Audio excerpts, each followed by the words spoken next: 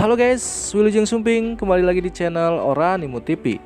Video kali ini Mimin akan melanjutkan part 7-nya, yang mana di video sebelumnya si Yayu sudah mengetahui akal bulus dari Guru Setu yang ingin melenyapkannya agar posisi murid utama istana bisa diambil alih oleh putranya yang bernama Setujen. Akhirnya Setujen pun sudah diangkat oleh ketua istana menjadi murid utama, dan pada akhirnya Yayu pun mencari cara agar bisa membongkar kebusukan mereka berdua, dan cerita pun dimulai. Oke guys, sebelum lanjut ke jalan ceritanya, Mimin minta waktunya sebentar buat klik tombol subscribe, dan di akhir video jangan lupa like serta komen ya. Terima kasih, kita lanjut ke videonya.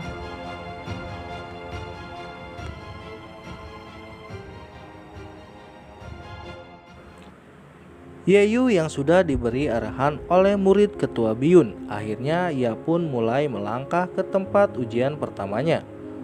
Lalu ia pun mulai berkata dalam hatinya, seolah-olah menyemangati dirinya sendiri. Baiklah, ayo kita mulai. Kemudian baru beberapa langkah, ia pun sudah disambut oleh kekuatan ilusi sihir. Sesosok naga api besar sudah ada di hadapannya. Yayu yang sudah menyadari bahwa itu hanya sebuah ilusi sihir, dengan cepatnya ia pun menghancurkan bidang sihir yang menghadangnya itu. Sebelumnya ia pun bilang, baiklah, ini hanya kekuatan sihir. Mudah buatku untuk menghancurkanmu naga jelek, rasakan ini. Dengan kekuatannya, Yayu pun dengan mudah menghancurkan kekuatan ilusi tahap pertamanya itu. Kemudian di ujian tahap kedua, ia pun disambut dengan serangan ribuan anak panah. Dengan tenangnya Yayu pun bilang, kayaknya sudah mulai serius nih. Lalu ia pun mengeluarkan jurus telapak gelombang raksasa untuk menghadang serangan-serangan anak panah itu. Tapi sayangnya serangan anak panah itu malah semakin banyak. Bahkan jurus telapak gelombang raksasa pun tidak bisa menghadangnya. Malah seakan-akan serangan anak panah itu seperti hujan panah yang tidak ada hentinya. Yayu yang merasa mulai terancam mulai mencari cara untuk keluar dari kekuatan bidang ilusi itu. Lalu ia pun bilang, aku tidak percaya. Telapak gelombang raksasa milikku tidak bisa menghentikan serangan panah ini. Kemudian di tempat lain, orang-orang yang melihat dari kejauhan sudah mulai khawatir dengan keadaan Yayu. Ketua istana pun yang berada di sana terlihat mulai cemas.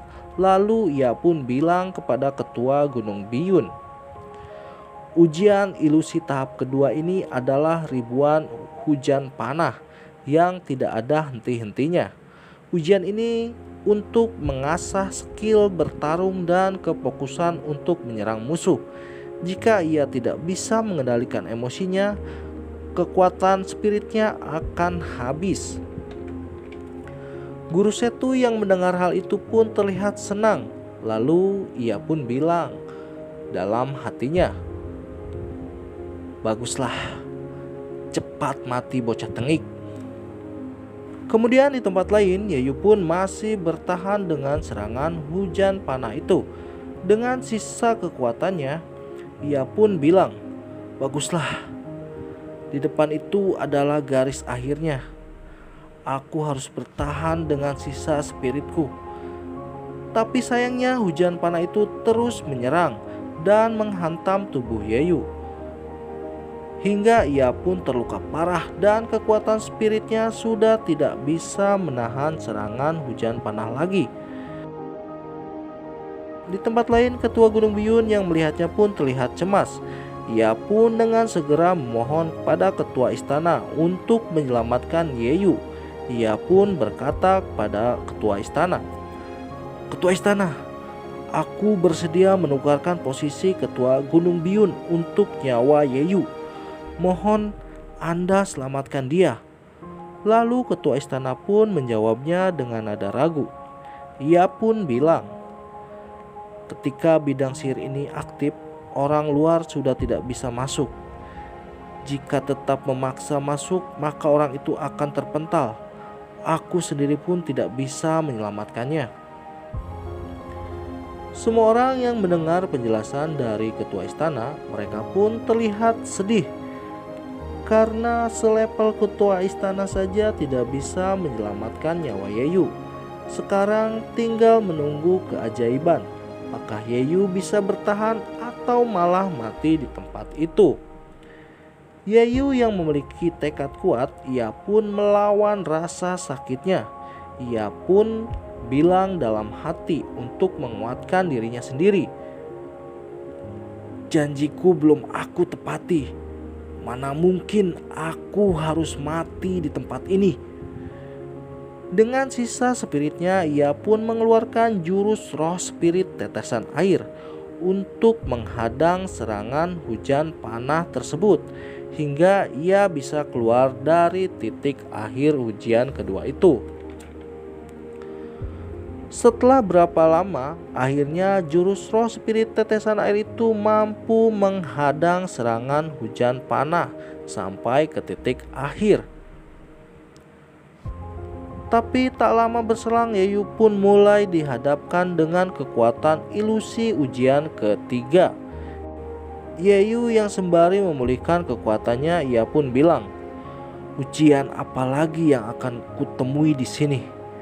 Ternyata dari arah depan tak lama muncullah sekelompok makhluk aneh yang membawa tongkat. Dengan cepatnya mereka pun menyerang Yeyu dari segala arah. Yeyu yang sudah mengetahui hal itu, ia pun dengan segera mengeluarkan jurus telapak gelombang raksasanya lagi.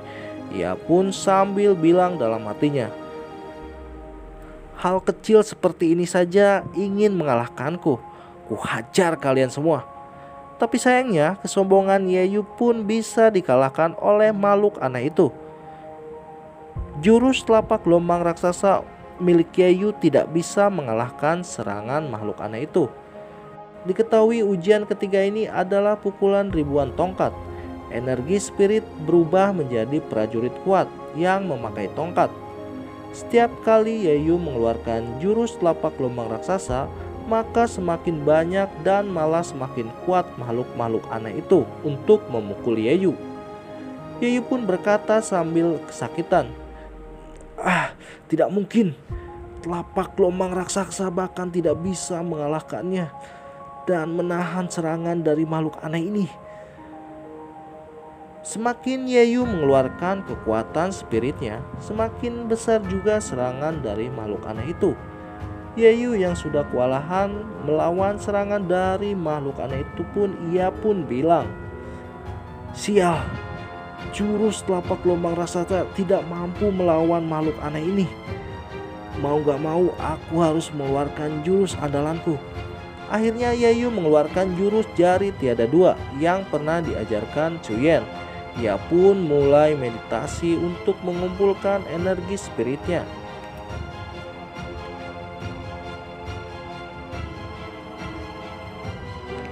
Lalu ia pun mulai mengamati keadaan untuk mencari kelemahan makhluk-makhluk aneh itu.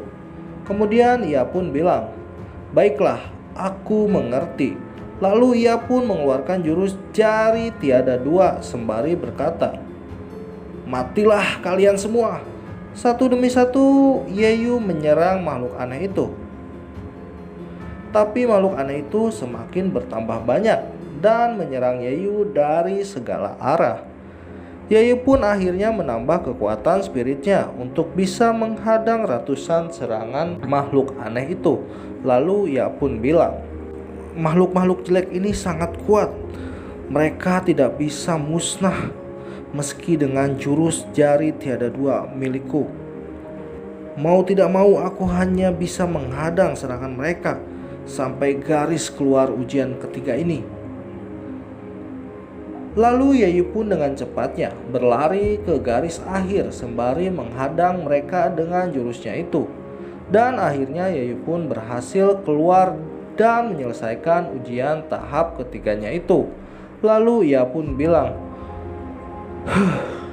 "Syukurlah, tahap ketiga ini aku sudah lolos.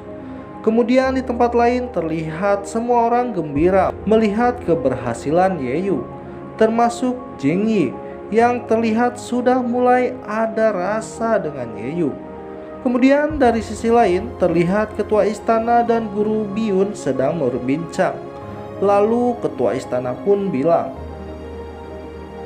"Menurutmu perlu tidak menyuruhnya mencoba tahap ujian keempat?" Mendengar hal itu, sontak saja guru Biyun terlihat kaget. Lalu ia pun bilang, "Apa ketua istana? Apa jangan-jangan ketua istana bisa menyelamatkannya tanpa harus mengikuti ujian tahap keempat?" Dengan tenangnya, ketua istana pun berkata, "Ya, begitulah."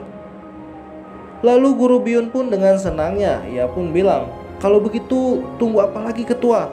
Jika terjadi kesalahan sedikit saja, istana ini akan kehilangan orang kuat dan berbakat seperti Yeyu ini." Kemudian tak lama satu persatu orang yang ada di istana pun bersujud memohon untuk keselamatan Yeyu, agar Yeyu bisa diloloskan tanpa harus ujian tahap keempat kepada ketua istana. Lalu ketua istana yang melihatnya pun sedikit memberikan pendapat. Lalu ia pun bilang, "Perguruan kita berdiri karena bidang sihir ini. Jika aku tiba-tiba meloloskan Yeyu tanpa mengikuti ujian terakhirnya, yang aku takutkan istana Bitau cepat atau lambat akan hancur dan tercoreng nama baiknya." Kemudian guru Biyun memberikan pendapatnya. Lalu ia pun bilang, "Baiklah ketua, kalau begitu biarkan Yeyu yang memutuskannya. Jika dia bersedia maka lanjutkan. Jika tidak maka saya mohon loloskan dia ketua." Dengar hal itu, ketua istana pun menyetujuinya.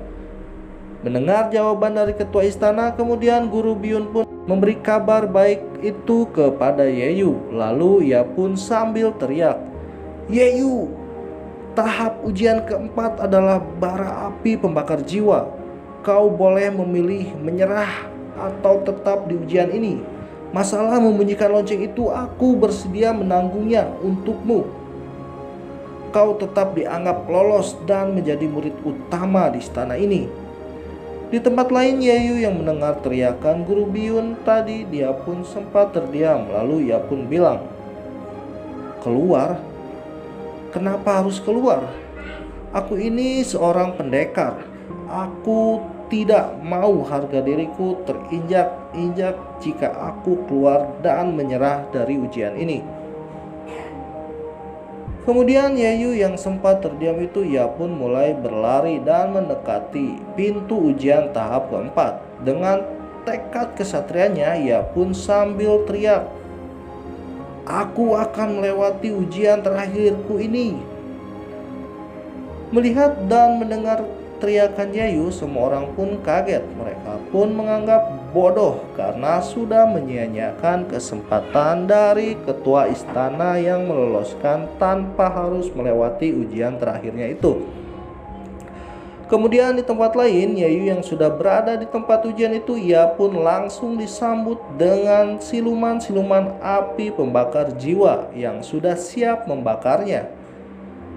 Yeyu yang sudah menyadari hal itu, ia pun dengan santainya melawan bara api itu dengan jurus roh spirit tetesan air miliknya.